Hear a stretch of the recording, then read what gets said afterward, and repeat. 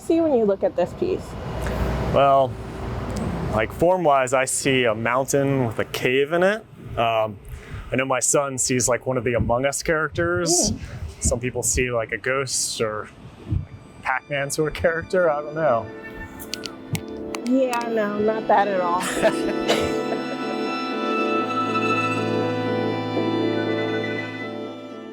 Sometimes art is a little bit more on the nose and it tells you exactly what to think of it. Other times it leaves a lot more room for interpretation.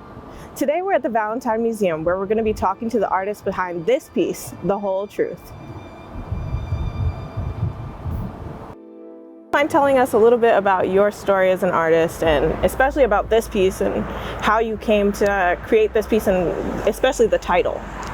Yeah, absolutely. So my background, came from like skateboarding and graffiti, and that specifically really informed how I worked in like public spaces. I got into graffiti when I was 15, and that I would say ended pretty poorly for me. I was arrested when I was 20 and ended up spending almost a year in jail. For graffiti? Yeah, for graffiti here in Richmond. I did a lot of graffiti and did a lot that was very highly visible, made good visuals for the news. So when I was arrested, it was definitely like let's make an example of this kid.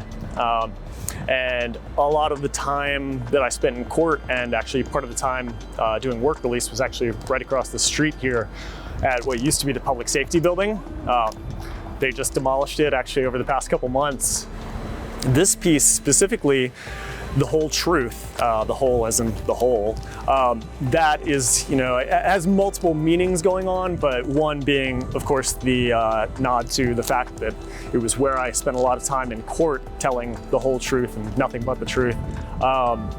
Also, the whole being like what we leave out of history, both like on a personal level, like everybody does this. We all edit our stories to be a little bit better and maybe polish the edges, leave out parts. Seem a little cooler. Yeah, exactly. And everybody understands that motivation. We all have that, and I think that's one of those things that, on a larger scale, becomes the history we tell.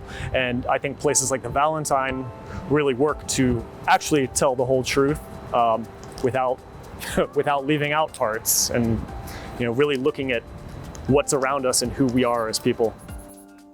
The process for this was definitely unlike any other project I've ever done, in that I had this idea for pieces of this form, and I made an 18-inch maquette at my studio. Took a photo of myself where I'm standing, taking a photo, and my head's missing from you can see my body in the reflection but no head, and I put it on Instagram and was just like, hey, this is an idea for a human scale piece, it would be rad to make this happen. Anybody got ideas? And Bill Martin, the director of the museum, messaged me and was like, yeah, let's put it at the Valentine. I was like, oh, okay, that seems way too easy. Right around that time, I was introduced to Elizabeth Dolan Wright, who is co-founder of the Commonwealth Public Art Fund. And they were looking for a first project to really kick off this fund that their whole intention is to bring public art to the Commonwealth, as the name implies. And they had been, or she had been working with the Valentine on some projects, and it was just like, I think that the stars are kind of aligning here. And I, asked the two of them, does this seem like a project you'd be interested in? And it was just like all systems go from that point. Really, then we got into the hurdles of okay, let's put it outside the museum. Well, that's city property on the sidewalk, and the city won't allow anyone to install anything on the sidewalk that is not the city's property, understandably, for all sorts of different reasons, from liability to freedom of speech issues, et cetera, et cetera.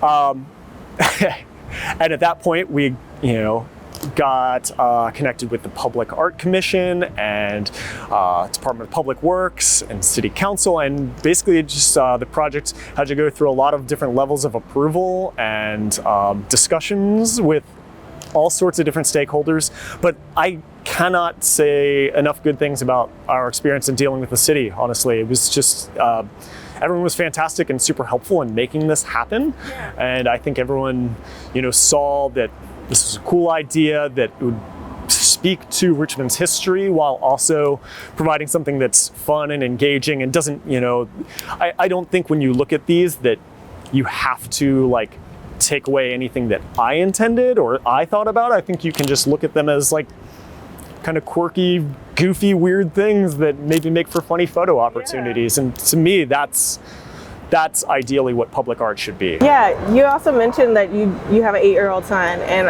as you were telling the story and you mentioned him, I was wondering, did you create a smaller version for kids, or was that part of the whole vision in general? Yeah, the idea, initially I was like, picture one of these things. But then when it was well, if it's going to be out in a public space, let's try to make it as interactive for people as possible. So the hole on the tall one is roughly head height for a 5'6", 5'8" person, and the smaller piece is roughly head height for an adult in a wheelchair or a 8 to 10-year-old kid. Yeah. So we figured that was kind of hit as many different height and ability sizes as possible without having 10 of them out here. Yeah, I love the idea of the accessibility in art as well. That's not something you hear that conversation about art that often. Yeah. But especially with interactive art like this, having accessibility be at the front of mind when you're creating something is really cool to see, being brought into the physical. Right. Yeah, it's ideally every single person could interact with this, and so I feel incredibly grateful that the Valentine and the Commonwealth Public Art Fund were open to the idea of 2 pieces as opposed to just one. Yeah. Even though technically it's the same piece of art, it's not, but it's designed for as many people as possible. Yeah.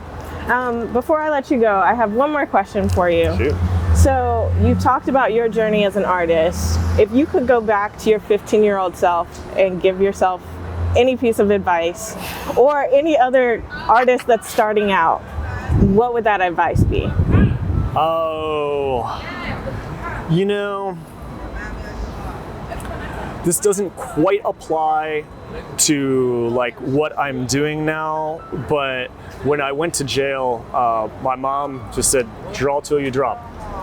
Just spend your time in there figuring out what's next for yourself, and draw, just pour out whatever is inside of you until you find some sort of answer as to who you are. Yeah. And I think all of us are still, we're all searching for that. That's part of what the whole in the pieces is about, is it's also the void. It's the thing that gets you up in the morning and makes you gives you drive to go make an impact in the world. So yeah, I'd say, interpret, draw till you drop however you want, but just tenacity and working as hard as you can until you figure out what your voice is.